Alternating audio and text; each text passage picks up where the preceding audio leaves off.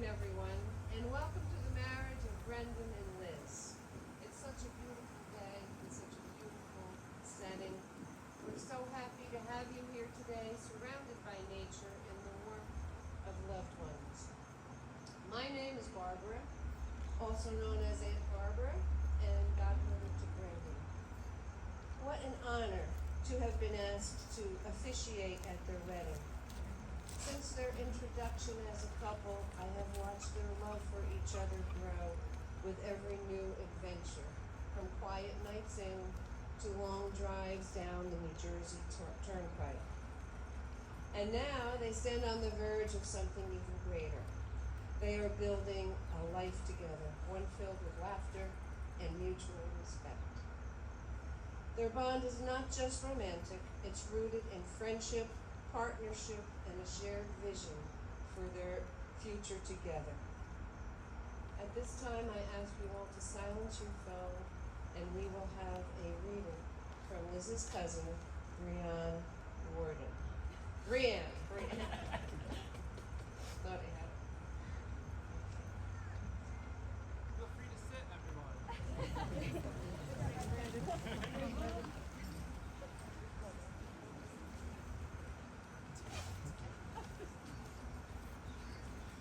A reading from John.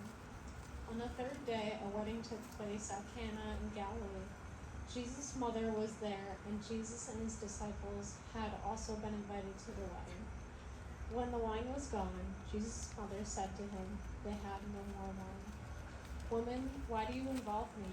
Jesus replied. "My hour has not yet to come." His mother said to the servants, "Do whatever he tells you."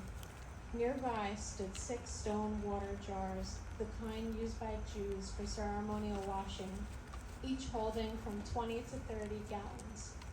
Jesus said to the servants, "Fill the jars with water," so they filled them to the brim.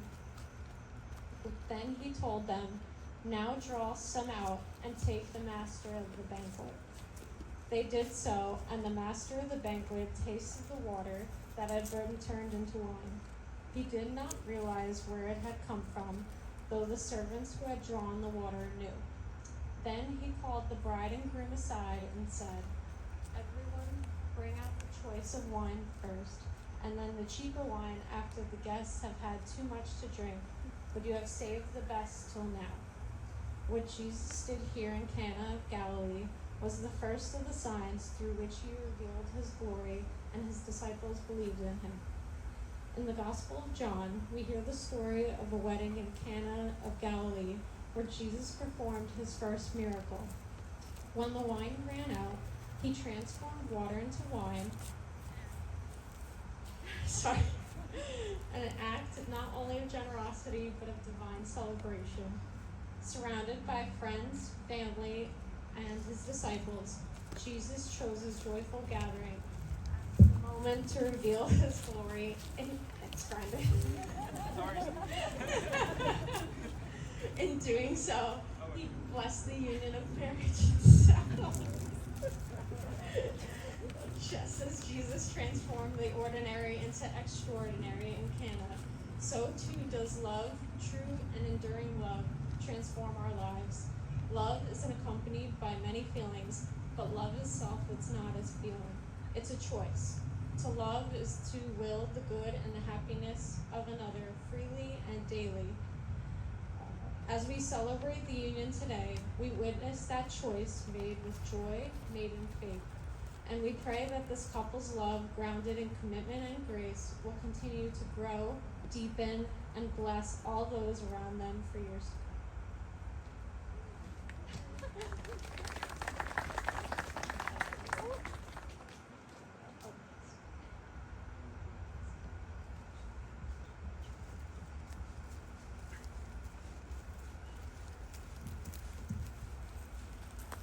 Brienne read to us, love is not just a feeling, it's a decision, a promise. Marriage is a commitment between two people who love, support, and choose one another. Brendan and Liz, today you stand before your family and friends, ready to take on that commitment. Brendan, do you take Liz as your wife and promise to always love her wholeheartedly and unconditionally for the rest of your life? Do you vow to dream with Liz, laugh with her, celebrate with her, comfort her, and walk beside her through whatever life brings? Do you promise to strive to achieve each other's happiness and growth, both as a couple and as an individual?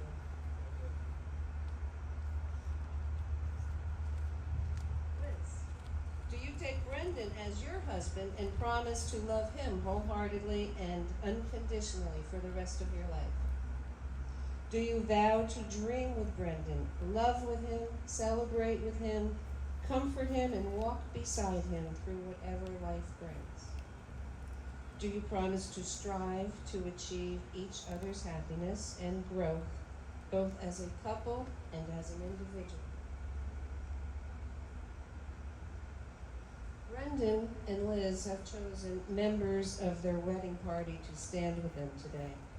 At this time, I invite them to pass their rings amongst themselves so that they may infuse them with love, blessings, and well wishes. As you do, envision a future for them filled with joy, laughter, and unwavering support.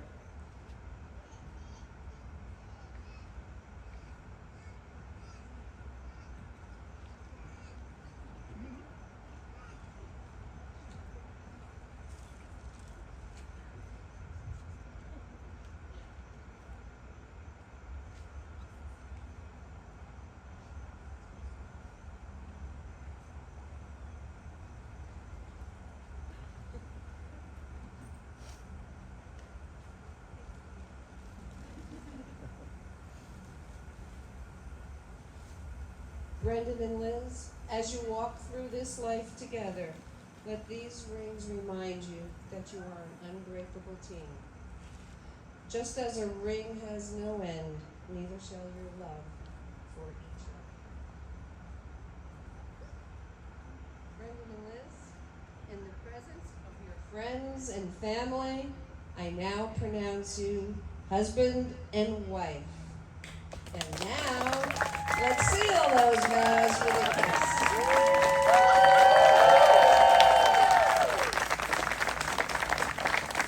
Brendan and Liz are going to leave for first pictures as a married couple, and we will just head up there for a cocktail hour and wait to celebrate with them.